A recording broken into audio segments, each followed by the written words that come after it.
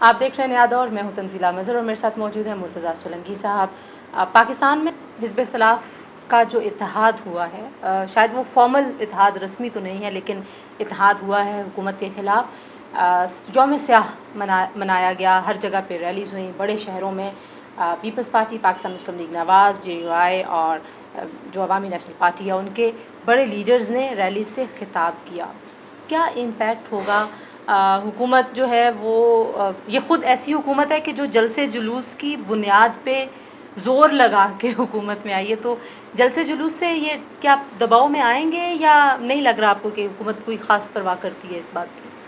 دیکھیں، جو پچھلی آل پارٹیز کانفرنس کا اجلاس ہوا تھا اس میں 2 بڑے فیصلے ہوئے تھے۔ اس میں ایک فیصلہ سینٹ چیئرمین کو ہٹانے کا تھا اور دوسرا بڑا فیصلہ یہ تھا کہ 25 جولائی کیونکہ انتخابات ہوئے تھے پچھلے سال، تو ان کے حساب سے کیونکہ انتخابات میں بڑے پیمانے پہ انجینئرنگ ہوئی اور دھاندلی ہوئی، تو یہی دن جو ہے کیونکہ ووٹ چرائے گئے حزب اختلاف کے کہنے کے مطابق، تو ہم اس دن کو یوم احتجاج اور یوم سیاہ کے طور پر منائیں گے۔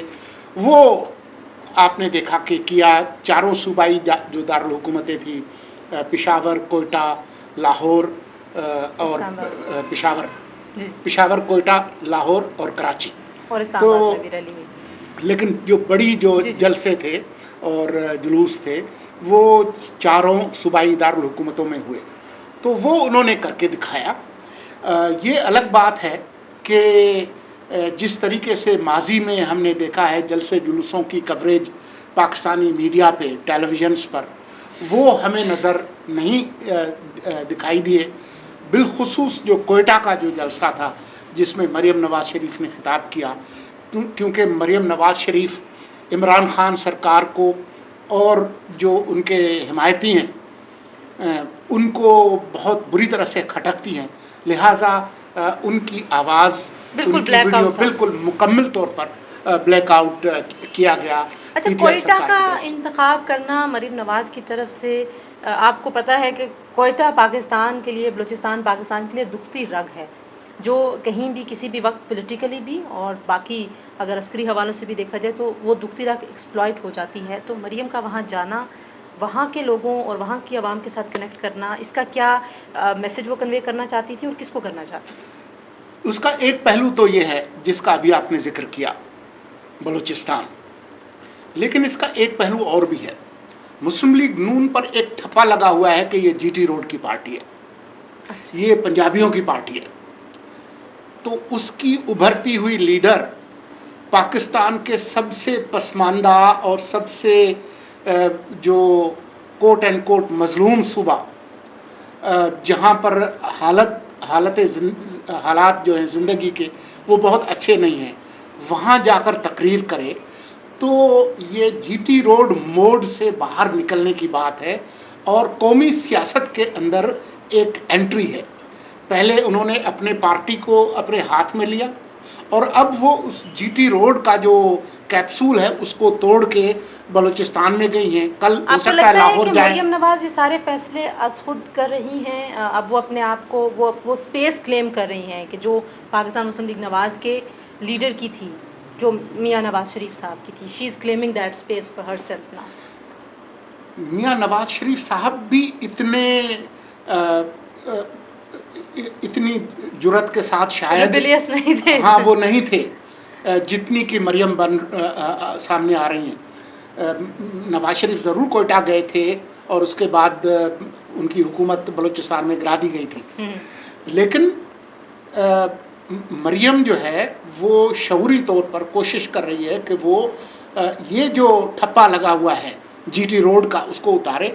مجھے بالکل حیرت نہیں ہوگی کہ کل مریم نواز کراچی میں کسی جلسے سے خطاب کریں، پرسوں جو ہے وہ آپ کو پشاور میں وہ نظر آئے۔ اچھا، بات ہے ہم بلاول کی طرف۔ اب بلاول کی جماعت بھی یہی کہا جاتا ہے کہ وہ باقی سارے پاکستان میں ختم ہو گئی اور سندھ تک محدود ہوگی اور وہ اسی بات پہ راضی ہیں، لیکن بلاول صاحب نے جب وہ ٹرین مارچ کا فیصلہ کیا تھا تو پیپلز پارٹی کے اندرونی حلقے یہ کہہ رہے تھے کہ زرداری صاحب کو اور ان کی پھپھو کو یہ فیصلہ کچھ زیادہ پسند نہیں آیا، وجوہات جو بھی تھیں، لیکن وہ فیصلہ کچھ زیادہ پذیرائی اس کو نہیں ملی ود ان دا پارٹی اور جو لیڈرشپ ہے۔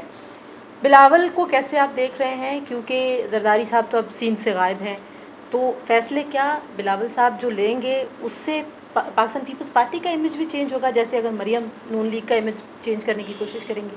پیپلز پارٹی کا جو تشخص ہے وہ تبدیل نہیں ہوگا، تبدیل ہو رہا ہے. اچھا. جیسے ہی بلاول آہستہ آہستہ اپنی جو ایک شناخت پارٹی کے اندر لا رہے ہیں، تو پیپلز پارٹی کی جو سیاست ہے اس میں آپ کو تبدیلی محسوس ہو رہی ہے. ابھی جو پچھلے دنوں انہوں نے پریس کانفرنس کے اندر الطاف حسین کے بارے میں جو کچھ کہا، اور بھی کئی مواقع پہ وہ کافی بڑھ کے آگے بڑھ کے فرنٹ فٹ پہ آ کر کھیل رہے ہیں. جیسے مریم فرنٹ فٹ پہ کھیل رہی ہیں تو بلاول بھی اسی طرح سے آگے آ کر کھیل رہے ہیں، اور یقیناً اس سے ان کی پارٹی کو فائدہ ہوگا. آپ یہ دیکھیں کہ بلاول پچھلے دنوں خیبر پختونخوا گئے تھے، ڈیرہ اسماعیل خان میں جو اس نے جو جلسہ کیا اور جس طریقے سے اس نے پی ٹی ایم کے لیڈرز کے بارے میں گفتگو کی اور دوسری باتیں کی، تو دونوں مریم بھی اور بلاول بھی وہ جس خول میں بند ہیں، ایک سندھ کے خول میں اور دوسرا جی ٹی روڈ کے خول میں، دونوں اس خول کو توڑنے کی کوشش کر رہے ہیں. اس سیاسی سینیریو کے ساتھ ساتھ ایک ذاتی سینیریو بھی ہے دونوں نوجوان لیڈرز کا. دونوں کے جو والد صاحبان ہیں، نواز شریف صاحب بھی انڈر اریسٹ ہیں، زرداری صاحب بھی ہیں، تو ظاہر ہے کہ بڑی کمزور پچ ہے جس کے اوپر کہیں پہ بھی کسی بارگین میں، کسی ڈیل میں، کسی پریشر میں دونوں قابو میں آ سکتے ہیں. آپ کو لگتا ہے کہ اگر ان دونوں میں سے کوئی مزید کوئی قابو میں آ جاتا ہے اور اسٹیبلشمنٹ کا کوئی دباؤ یا حکومت کی طرف سے جو اس وقت سینسرشپس ہیں اور ان سے دب جاتا ہے، تو کیا سینیریو بنے گا؟ دیکھیں، جو غیب ہے اس کا علم مجھے نہیں ہے، نہ نجوم کا میرا کوئی تجربہ ہے، تو میں ستارہ شناسی بھی نہیں کر سکتا. میں نے کہا میں ایک ٹرائی تو کر لوں. لیکن جس ماحول میں ہم ہیں، ہم ایک ایسے سیاسی ماحول میں ہیں جو بہت متحرک ہے، ہر وقت مختلف چالیں چلی جا رہی ہوتی ہیں. نہیں، آپ تو ماضی سے بھی آگاہ ہیں نا، ماضی میں اس طرح کی بارگینز اور ڈیلز ہوتی رہی ہیں. مجھے کوئی حیرانی نہیں ہوگی کہ اس وقت جب ہم ایک دوسرے سے باتیں کر رہے ہیں، بہت ساری ایسی مووز چل رہی ہوں گی. اب کون کس موو کو کس وقت قبول کرتا ہے، اس کے بارے میں کوئی پیشگوئی نہیں کی جا سکتی.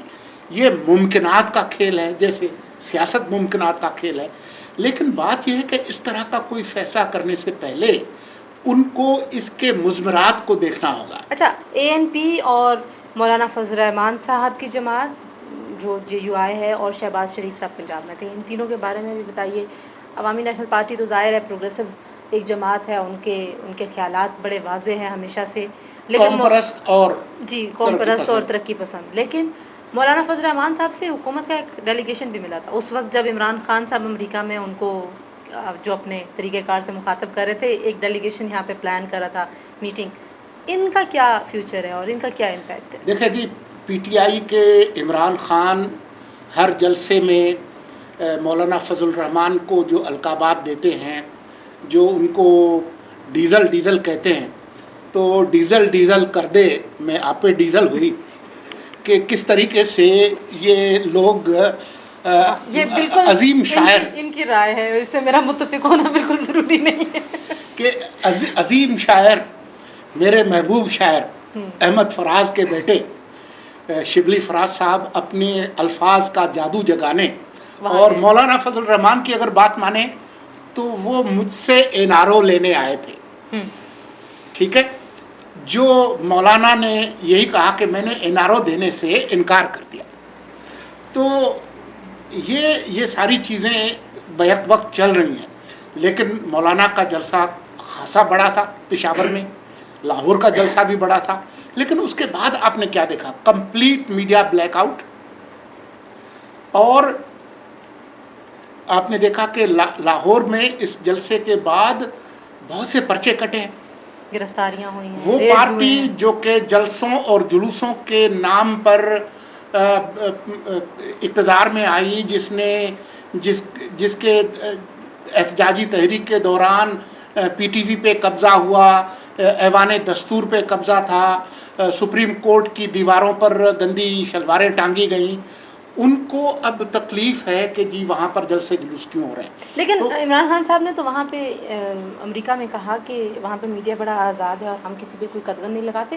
ساتھ ہی انہوں نے یہ بھی کہا USIP میں کہ پاکستانی میڈیا برطانیہ سے زیادہ آزاد ہے, وہ آزادی کی طاقت کل ہم نے دیکھ لی.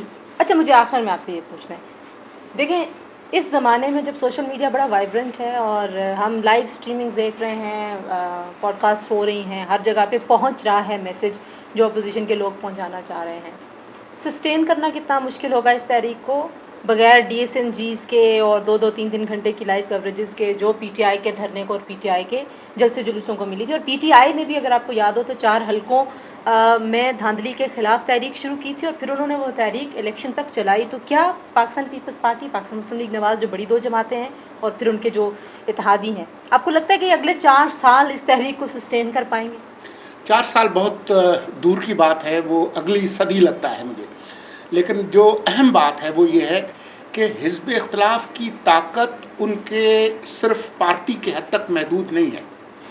ان کو اگر کوئی زندگی ملنی ہے تو وہ ملنی ہے ملک کے معاشی اور سیاسی حالات سے. اگر PTI کی سرکار جو تیزی کے ساتھ بگڑتی ہوئی معیشت ہے اور تیزی کے ساتھ خراب ہوتی ہوئی جو طرز حکمرانی ہے اس کو ٹھیک نہیں کر سکتی تو یہ ساری جماعتوں کو جیل میں ڈال دیں, یہ سرکار نہیں چل سکتی. بہت شکریہ جی. اسی میں اس بات کا اختتام کروں گی. ہم پہلے بھی یہ بات کر چکے ہیں کہ پاکستان تحریک انصاف کی حکومت کے لیے سب سے بڑا چیلنج پرفارم کرنا ہے. جب تک وہ کارکردگی نہیں دکھائیں گے, اور انہوں نے بہت زیادہ شعور دیا ہے پاکستان کے عوام کو اپنے دھرنے کے دنوں میں کہ اگر کوئی حکومت پرفارم نہیں کرتی تو اس کے خلاف کیسے احتجاج کرنا ہے. تو مجھے یہ لگتا ہے کہ ان کی اپنی پڑھائی ہوئی پٹی شاید ان کے خلاف بھی استعمال ہو سکتی ہے. یہ سوچنے کی بات ہے, اور اپوزیشن کیسے سسٹین کرے گی آنے والا وقت اس بات کا فیصلہ کرے گا. تھینک یو فار واچنگ اس. آپ دیکھتے رہیے نیا دور.